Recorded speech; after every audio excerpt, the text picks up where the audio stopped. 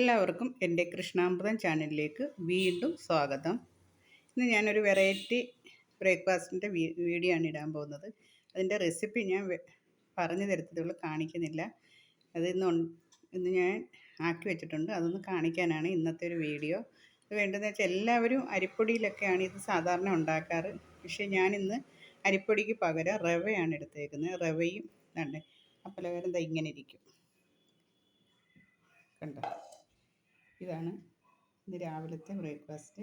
കണ്ടില്ലേ, നല്ല ടേസ്റ്റുള്ളൊരു സാധനമാണിത്. നല്ലൊരു പലഹാരം. ഇത് ഏത് സമയം ഉണ്ടാക്കി കഴിക്കാം. ഇന്ന് ഞാൻ സ്പെഷ്യലായിട്ട് കാലത്ത് കഴിക്കാൻ വേണ്ടി ഉണ്ടാക്കിയതാണ്. ഇത് റവ വെച്ചാണ് ഞാൻ ആക്കിയേക്കുന്നത്. റവയും ഒരു സ്പൂൺ അരിപ്പൊടിയും വെച്ച് ഇത് നല്ലോണം കുറച്ച് ചൂടുവെള്ളത്തിൽ നെയ്യൊഴിച്ച് അതിനകത്ത് ഉപ്പും ഇട്ട് ഒരു ഗ്ലാസ് റവയും ഒരു സ്പൂൺ അരിപ്പൊടിയും ഇട്ട് നല്ലോണം നമ്മൾ ഇടിയപ്പത്തിന് എടുക്കുന്ന മാവ് കുഴയ്ക്കുന്ന കണക്ക് തന്നെ കുഴച്ച് നല്ലോണം എടുത്തിട്ട് കയ്യിലുരുട്ടി നടുക്കൊരു ഹോൾ ഇങ്ങനെ പതുക്കിയിട്ട് ആവിയിൽ പുഴുങ്ങിയെടുത്തതാണ്. പിന്നെ നമുക്ക് ചെയ്യേണ്ടതെന്ന് വെച്ചാൽ ആവി പുഴുങ്ങിയെടുത്തതിന് ശേഷം വീണ്ടും നമുക്ക് ഒരു കുറച്ച് തേങ്ങയും കൂടെ ഇടും കേട്ടോ. അപ്പോൾ തേങ്ങയ്ക്ക് വില കൂടുതലായതുകൊണ്ട് വേണമെങ്കിൽ ഇട്ടാൽ മതി, ഇല്ലെങ്കിൽ കുഴപ്പമില്ല. കുറച്ച് തേങ്ങയും കൂടെ ഇട്ടാണ് ഇത് മിക്സാക്കുന്നത്. നല്ലോണം മിക്സ് ചെയ്ത് ഉരുട്ടി ഇത് നമുക്ക് ചെറുത് ഹോളാക്കി നടുക്ക് ഇങ്ങനെ പതുക്കിയിട്ട് ആക്കിയെടുത്ത ഒരു വിഭവമാണ്.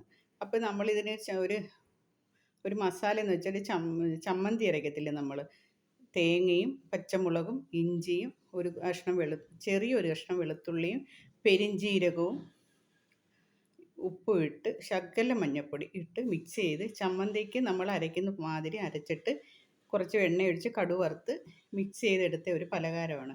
ഇത് കഴിക്കാനും നല്ല ടേസ്റ്റാണ്. ഇതെല്ലാവരും ഇങ്ങനെ ഒന്ന് ഉണ്ടാക്കി നോക്കണം കേട്ടോ. ഇത്ര എളുപ്പമാണ്. ആവി പുഴുങ്ങിയെടുത്ത് അരിപ്പൊടിക്ക് പകരം നമുക്ക് റവ എടുക്കാം. നല്ലൊരു പലഹാരമാണ്, എല്ലാവരും ഉണ്ടാക്കി നോക്കണം. കണ്ടില്ലേ? പിന്നെ അതിന് ശേഷം കുറച്ച് കടുക് വറുത്തതിന് ശേഷം കുറച്ച് മല്ലിയിലയും കറിവേപ്പിലയും നല്ലോണം മുരിച്ചെടുത്തിട്ട് ഇതിനകത്ത് പൊടിച്ചിങ്ങനെ ഇടുമ്പോൾ ഇത് കഴിക്കാനും നല്ല ടേസ്റ്റാണ്.